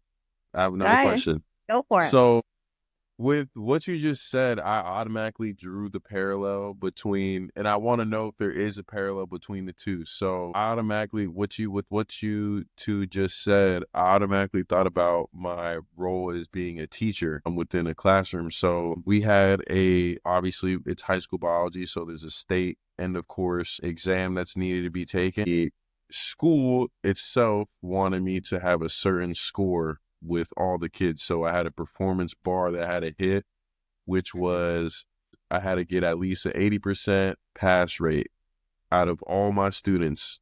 All collectively, 80% of them had to pass this test. When I went into this role of being a teacher, I wasn't given the luxury of having a summer, which was 3 to 4 months to plan out what my curriculum was going to be. It was more so like, hey, do you want to take on this role? Yes or no? And I said, yes, I'm not going to shy away from it. I want to learn. So I took it. And when I asked all the right questions, so this is a little bit of story. So I asked all the right questions. I said, hey, do you have the curriculum for me? Because I know I didn't get 3 months to work on this curriculum. Like I'm just getting thrown in this. Yep, everything's good. We got everything for you. Cool. So I go into the class. Of course, there was no necessarily, I was told it was supposed to be on autopilot. I just throw it on the projector They and lied to you. I got I lied can tell you to. right now, they lied to you. So, I will say, I was upset. I was very upset because it was like, wow, I felt like I got fooled into this role. Did I need the extra money to pay for my master's degree? Yes. So, beggars can't be choosers, I guess. Right. So, with that said, I knew I had a performance to meet and naturally I like to exceed expectations. So with that said, like, I knew I had to shift I had to do something way different, which was, once again, going back to that pink and green volleyball was like, hey, there's no way I'm going to get these kids to sit here and take notes and listen to me. My voice is a little bit deeper, so they might fall asleep. So how do even if I'm animated and running around the class, how do I keep them engaged and not think I'm a crazy dude, I'm a crazy teacher, young, crazy teacher, whatever. When I was giving the lessons, I would give them homework. So I noticed that, because we're talking about learning, right, within the workplace, within that, with the workshop assignments that I was given through other teachers, they've been on the internet for the past 15 years. So I'm not going to be a fool and use those worksheets because all I had to do was type in what the worksheet was and I found the answers in 5 minutes. So if I can find the answers in 5 minutes, these kids are not doing the work. They're not learning. What did I do? I used tools to, kind of refresh the assignments, and it made sure that they had to they could not find the answers on the internet. They had to use their textbook. I made sure it's in the book. So I get a phone call, and mind you, it's honor students, no knock to them, but, with being very smart, a very smart student, they got questions. So with that said, not to say that not everyone's smart. I'm just saying the honors kids, they naturally just were like, oh, I'm an honor student. Yeah, there's Flat Stanley, they're the best in the world. So I had a teacher who was supposed to be my mentor call me and say, hey, you made this worksheet too hard. And I'm like, well, I was able to do it myself in 30 minutes. And, this is the content they're supposed to be learning. I'm sorry to tell you, but the worksheets that you gave me, they could find all the answers to on the internet and within 5 minutes. And I know, and I'm on the phone with this lady, right? And I know that I'm going to be judged based on my performance. So either give me exactly what I need or I'm going to exceed expectations and that's all it's going to be. Is that okay? So, obviously from there, could I have potentially said, I don't know how other way I could have said it other than like, hey, like, you're not giving me how can you expect me to know if it's too hard or too soft when you didn't give me the guidelines as to what is expected of me? So, and I'm going to be judged on that. So, you know, how often, and I know that's not that's not in corporate, I don't know if it's in corporate America, but how often, do you have, will I have, a supervisor or a mentor who, I get thrown in this role. I get told, hey, this is the benchmark. Me being an overachiever, I want to exceed that benchmark. I get told, hey, that's too hard, but I never got told what's hard or easy. Yeah. I still I exceed think, expectations, and yeah. I didn't necessarily get rewarded for it because it wasn't the way that they wanted it done. Mm-hmm. I kind of still, I got the kudos to you for your way, working out, but it's not what we want right now. I didn't get fired. I got offered another job within the school. I didn't want it. I was just like, I exceeded expectations, and I'm okay with that at the end of the day. But moving forward within my, career, I want to be career based. I don't want to just go job to job. So what advice would you to have for me as far as just that experience? That was mind you, that's my first experience out Yeah. of being in a competitive environment. So to go from a competitive environment to, a high school teaching environment, I navigate wanting to be a competitor and exceed expectations, other Yeah. than just, looking for a place that is competitive. Yeah. I think that's a tough one, right? Because when you are part of an organization, and Danielle I'm sure she's thinking about this too, because there was so much to unpack with that, Caeleb. But when I think about the first piece of that, you're in an organization, they have always done it this way, and you want to come in and you want to meet or exceed expectations and do something different. To be able to navigate that corporate landscape, right? That's a tough thing to do, because I've been in the position where I come into an organization, they say they want to change the organization, right? Then you get in there and you start making these changes or start, making these suggestions or whatever that looks like. And all of a sudden it's, wait, whoa, not that. We've always done it like this. So I feel We like wanted you to change, but not like not that. like that. Not like we wanted you to change a little bit different way. So I think you're going to always run into these barriers in different ways and different things, especially if you are a change agent and you want to lead change. That is always an obstacle. And if you think about, corporate IOs, psychologists, they've done a lot of research on this to say the people who come in, they're empathetic to how the business needs to run, and they're putting in the changes, and they're the leader that people also go to. They tend to burn out. They tend to burn out pretty quick, or they burn out at some point, right? Which I had my burnout period. So what I would say is you're going to always meet resistance when you want to change things or do things a little bit differently, and it's just not what they do or how they have done it. The other piece to that is saying, I want to exceed these expectations. I want to become, come above that. And then you have your peers around you essentially that are saying, no, this is how we do it. This is what it looks like. You don't know what good looks like, and you don't know what bad looks like. So you're setting your own bar. That's always, there's going to be a resistance piece there. I feel like, especially from peers. And I have come in and set a goal based on what the business was doing. Let's say you take an aggregate, you come into an organization and the recruiters are hiring, say it's mid-volume. It's a mid-volume business. They're maybe hiring 20 full a month. And you come in and you say, okay, if that's our average, so we have some people that are doing 50, we have some people that are doing 10, but when you come in and you put everybody together based on our population, we're averaging 25 hires a month.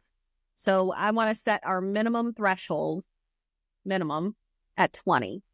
And now what good looks like, so there's always this, I don't know, there's always this threshold, or there's always this rub that happens within the business. And you're going to have some people, the ones that are doing 10 are going to say, oh, it's too much, I can't meet it. And the ones who are doing 50 are going to be like, well, why am I doing 50? So it's a really fine balance to put things in and say, let me incent you to do these higher achieving things. So if an organization really wants you to change it, it wants to see you perform, they're going to create those thresholds to say, here's how you exceed, here's how you meet, and then anything below this, you're just not doing your dang job. I know. Danielle, what would you add to that? I would agree with that. And I would also, I mean, and that's a very specific where you're driving by very specific matrixed performance goals. I think sometimes, especially if you come in new to an organization, like in some of the organizations I've been at where there's people who've been there for years and years, there can be challenges because you're the new person. So when you start coming up with new ideas, you're like, whoa, whoa, whoa. We were all just fine. And Dandy over here, what are you trying to do? You know? So there is a little bit of a balance that you have to strike in terms of not sort of becoming such a major change agent that, you know, unless that really is your role and you've been hired to do that, then to kind of try to, you know, work within the structure and then work to try and help change it. And maybe saying, you know what, I noticed that, you know, a lot of people aren't, you know, to use your mom's example of like, hey, I've been getting like 35, you know, placements a month or whatever. So-and-so's got 50, the other person's got 10. How do I get to 50? Or should I be working towards that? You know, or is it the people who are getting 10, they have really hard roles, so they have to give a lot more time? Like, you know, navigating it in that way to try to understand why something, because it, you know, there could be reasons that you don't even understand or know about. So yeah, I think it just really just depends on the situation. Yeah. But the other thing too is that a lot of times too, when you try to strive too much, it can kind of backfire a little bit because maybe the leader that you're working for doesn't want that, which sounds counterintuitive, but there's a lot of politics that can be at play in a corporate environment of where the person who, you know, you report to may not want to see you be too successful because then it might make them look bad. And that's not really your problem, but that is just the reality of what is at stake. All right, y'all. Thank you ladies for that. I appreciate that. Yeah. You're welcome. Anytime. I have to close us out. So 21 questions. You know, I've said 21 already, both of you. They're going to be 21 questions, Caeleb. They are true or false. You can add in, if you have other than true or false, if you want to add a commentary to the end of it, you are more than welcome to add any commentary of, you know, maybe why you said true or false or whatever, however you want it to flow. Okay. You let it flow. All right. So round one. So this is based on Gen Z. So what you're saying based on Gen Z, is this true or is this false? According to you. Pressure. The pressure. Right. So this is according to you. I think, Danielle, you're going to love these. You're going to get a kick out of it. All right. Round one. Fight is work preferences. Gen Z prefers working in traditional 9-to-5 office jobs over remote or hybrid work. True or false? That's false, for sure. All right. Flexibility Yeah, I is think more important. hybrid remote is more important than being in a box all day, for sure. I like it. Cube, box, whatever you want to call it. All right. Yeah. More than half of Gen Z workers would take a pay cut to work at a company that aligns with their values. I would say true. I would say true. I think that's true too. Go ahead and elaborate. Why would you say it's true?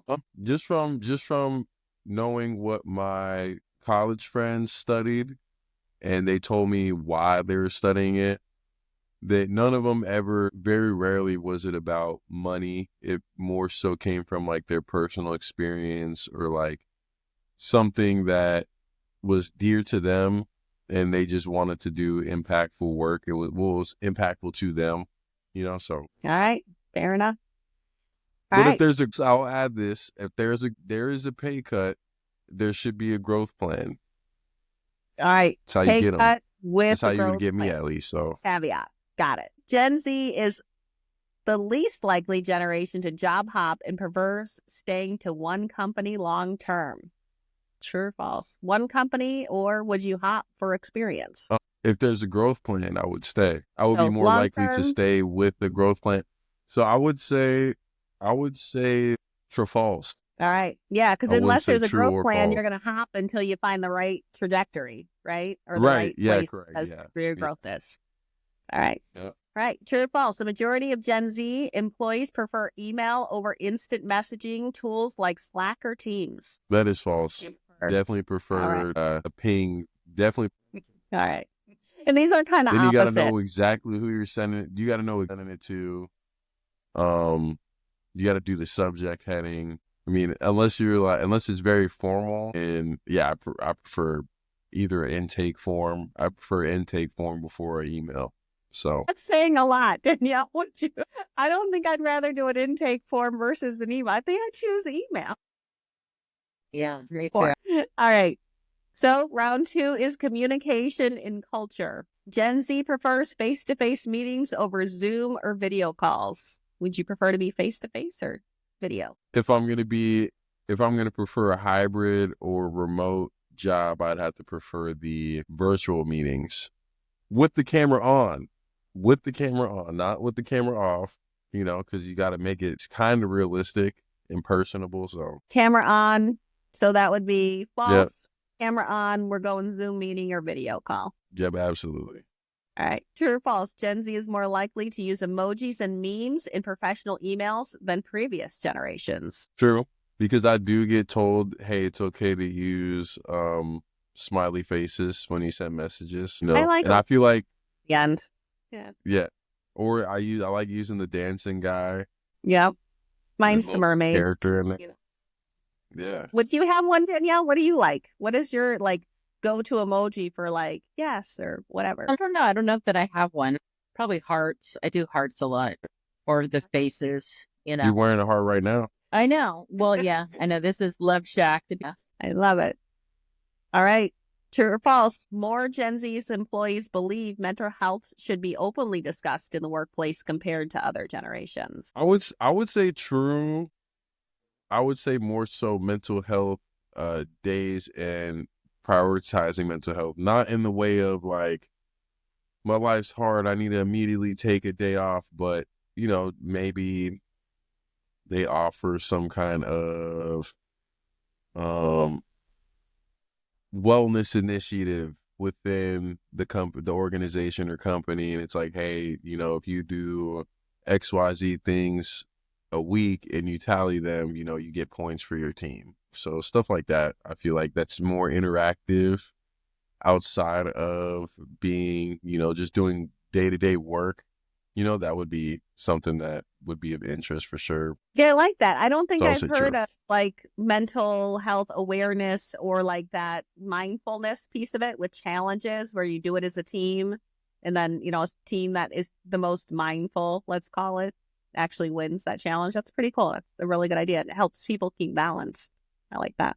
Right. All right. True or false? Gen Z avoids giving direct feedback and prefers managers to make all the decisions. Say it one more time. True or false? Gen Z avoids giving direct feedback and prefers managers to make all the decisions. Yes. True. I want to keep your my manager job. to make all the decisions? Yeah. Well, I mean, I feel like that's the only choice I got sometimes, with any managers that I have. So it's kind of like, just from personal experience, I feel like if say it again. So it would be giving your manager direct feedback. Do you feel like your manager wants your direct feedback, or would you rather just manager say, go do this stuff, and then you don't even have to give them? Oh, I would rather, no. I'm so sorry. Yeah, I apologize. I'd rather them give me direct feed. I give them feedback. Because there's times where I'm like, I wish this was a little bit explained in a way that was more efficient or anything like that. I would say true. I would rather give direct feedback to my manager. So open to feedback, because I think some of what the stigma out there is really just put your head down. Wait, so what? Say the question again. Could we redo that? It was What's about the question? giving. All right, I'm going to read it as is. As is Gen Z avoids giving direct feedback. Avoids giving direct feedback. You do not want to give direct feedback as if your life depended on it. And you prefer managers just make all the decisions to where you don't have to interact in that way. I feel like just for the generally, I feel like that would be true. Yeah. Because just from what we talked about in the beginning, it's more so I am new to a role, So I don't want to act like I know everything. I have someone that is older than me that has more experience than me. So why would I, tell them how to do their job, or why would I give them feedback when their job is to give me feedback? So Right. unless there was a relationship built to where, like, during the orientation, they said, hey, if you feel like you can give us direct feedback on something, please give us direct feedback on anything, then I would. But if I was not told specifically to do that, I would not do that. I don't think anyone within my generation would either. So unless, depending on where they're working at, I guess. So Yeah. Maybe if someone's open to feedback or asks for it, hey, if we could be doing this a better way, that would be a way to engage. All right. True or false? Gen Z uses AI tools like Chat GPT at work all the time. I would say true, because I have friends that use it to help them with their emails, how to reply with a certain tone. That's the biggest thing I always hear is like, oh, how do I use ChatGPT to form an email based on the tone I want to give off within my email. So especially when they're dealing with customers too, they typically use a resource or tool like that in the sense of like, okay, well, I want to respond to this person correctly, whether it be, it might be just a client that they're working with in general, or an organization that they got to report to and update them on how they're doing via email versus a phone conversation. So with emails, like, to what TT Danielle said, there's kids that, they've never been in an office and they don't know how to greet people and do that.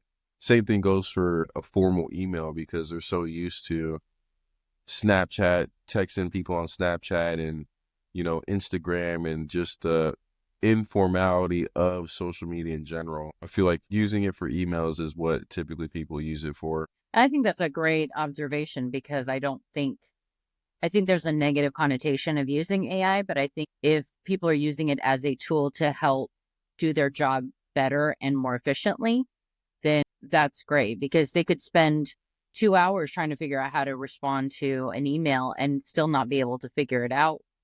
But if you can spend a couple minutes and generate a response via Chat GPT, why wouldn't you? Yep.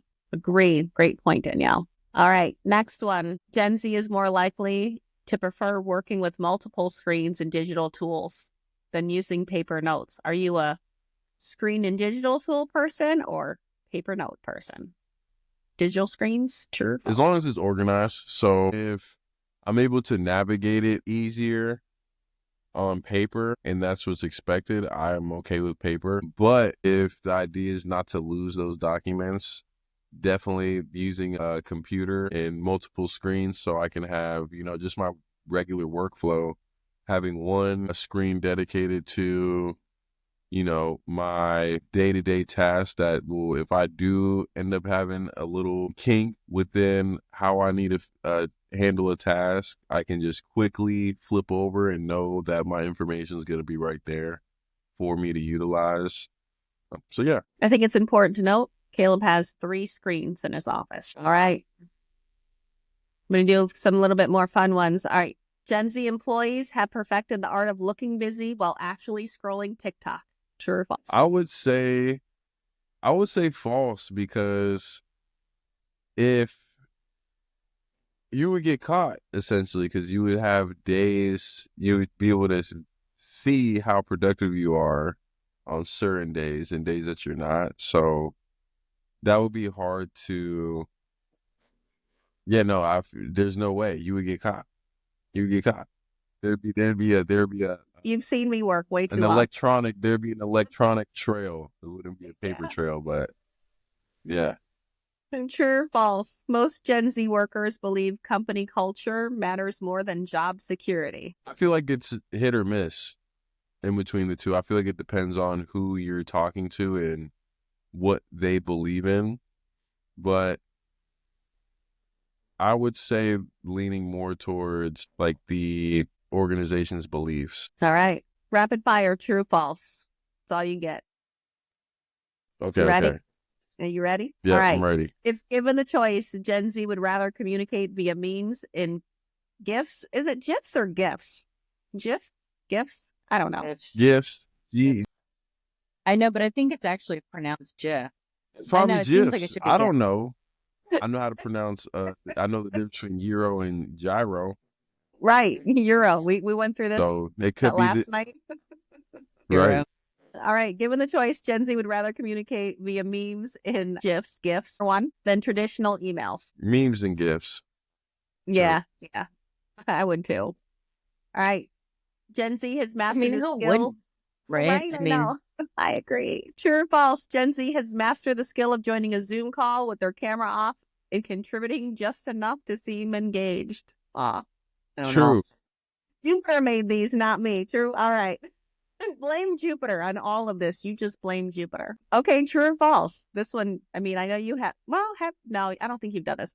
More Gen Z workers have quit a job via text message than any other generation. True or false? I feel like false. I feel like false. I haven't heard that. If they did, they just don't show up. You know? They just Yeah, I ghost. would say they'd be more likely just to ghost than to put via text message. False. Gen Z will judge a company more on its Instagram aesthetic than its Glassdoor reviews. False. Because I'm reading the reviews. I want to see. But at the same time, I understand that if people are leaving the job, they're not gonna. If they're getting fired or let go, they're not always gonna leave the best review. So I would say probably Instagram to see like what are the events looking like that they do when they get together. So I would say Instagram. I'll take that back. Take it back. All right. I would think that you would kind of have to do a middle, because if they're showing all this beautiful, curated thing on Instagram, but then their Glassdoor reviews are really crappy, then you're going to be like, something's wrong here. Maybe it's in the middle. 2.1 stars on reviews. Meanwhile, it's always a party on Instagram. Hey, you're just a party pooper. You know? Yeah. No, I'm just kidding. All right. True or false? Most Gen Z workers believe circling back in an email is just a fancy way of saying, why are you ignoring? True. I would say true. True or false? Gen Z workers believe sending a question mark on Slack is a completely acceptable way to follow up on something. I would hope it's false. I'm going to say false. You want to send the question mark and hit submit? That would be crazy. Because I would, my response to that, if somebody sent that to me, I would double down and send them a question mark back.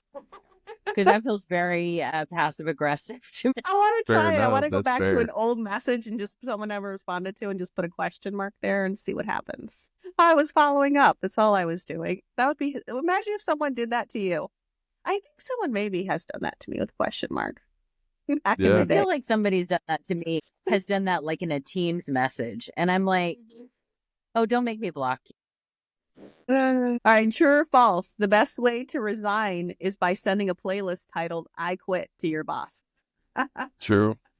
That's that. I'm already I would, thinking of song titles in it that you could add. Yeah. I like that. Going out in style. Yeah. It's hilarious. True or false? Gen Z employees have called out sick due to bad vibes versus an actual illness. True. I would say true. True or false? Gen Z would rather sit through a 3-hour meeting than to leave a voicemail. False. False. That's because you leave voicemails all the time. It would also depend on the type of seat I'm in. You know, is it going to last 3 hours? How comfy is it? All right, true or false? The best way to negotiate a raise is by showing your boss a trending TikTok explaining why you deserve it. False. A lot of TikTok related questions here. There is. I think Jupiter likes TikTok. I think that's what they think the Gen Z is on. So Yes, that's but why I think Jupiter. that's what the impression is that Gen Z is all about TikTok. Yep, I think so. Do you think so? Is that true, Caeleb? Do you feel like Gen Z is all about TikTok? Yeah, I would say yeah. I mean, when I tell people that I didn't have TikTok, they were like, "What? You don't have TikTok?" So I downloaded TikTok. So I wasn't the odd That's one like out. people are like you saying that you don't have a last name or something. Like, how do you not have a last name? Fair enough. Like, I wasn't issued one at birth, so I know it could get really interesting, right? You know what's funny is we were talking about Be Real, and there's a Be Real question here. Is Be Real even still around? Do you use that at all, Caeleb, or was it like too much It wasn't. media? Well, when I was the time I was using it, it was just like me and my teammates were using it. So we all had different classes and stuff. We knew we met up either after practice or before a workout or during lunch or something like that. But it was more efficient to just use that versus text each other, hey, what are you doing, bro? Are you in class That still? makes Or, sense. so It was purpose driven. Now you're not using that. That makes yeah, sense. I can see it in that instance. Whereas today, I feel like if I had to respond to, a notification that I need to say, I'd be like, I'm out. I'm sharing way too much information about myself, Yes. or I'd be like, it'd be the same 5 things all the time, Mhm. So At first, I felt like I was missing out when he showed it to me. I was like, why am I not in this? And how come I'm not your friend on there? And then I was like, it's just it's too much for me. When he like, started nah, explaining it I to don't me, think I like want to I do that. zoned out, like my brain went completely blank, like I wasn't listening anymore. Yeah, I mean, because I think when you're in your 20s, it makes sense because your world is really friend centric. Mm-hmm. And then when you get older, it's not as, as revolving around your friends as much as it was then. So for that demographic, that makes sense. Yeah, I agree. All right, last question, then I'll stop torturing you now. If a no, you're not meeting torturing me. These are good questions. I like them. If a meeting could have been an email, Gen Z will hold a grudge for at least 3 business days. I would say yeah. I would say true. True. I would hold a grudge much longer. Yeah. 3 days, maybe a little Much bit longer. But I'm kind of spiteful in that way. You won't know that I'm holding a grudge, but I might. All right, Danielle, you think we should stop there? Yeah, I think so. So we'll say like, follow, share, subscribe. You can also buy us a cup of coffee at the link below. This episode was sponsored by socialjobs.com. Anything else to add, Danielle? No, thank you, Caeleb, for joining us. This was a lot of fun. I hope we didn't interrogate you too hard. Nope, you did not. I appreciate you ladies for inviting me. And not only did I get interviewed, I was able to also ask you guys questions that are going to help me be successful in the future. So thank you so much. Excellent. Yes, we appreciate you. Check out Caeleb's nonprofit called Ripe, Reach Your Potential. We'll put the link to Ripe down in the show notes. So it's RYPE, Reach Your Potential Every Day nonprofit. Check that out. There's also services Caeleb offers as part of Ripe. He also does work a regular day job too. So keep that in mind. And with that, we'll close this episode. Until next time. Bye. Bye.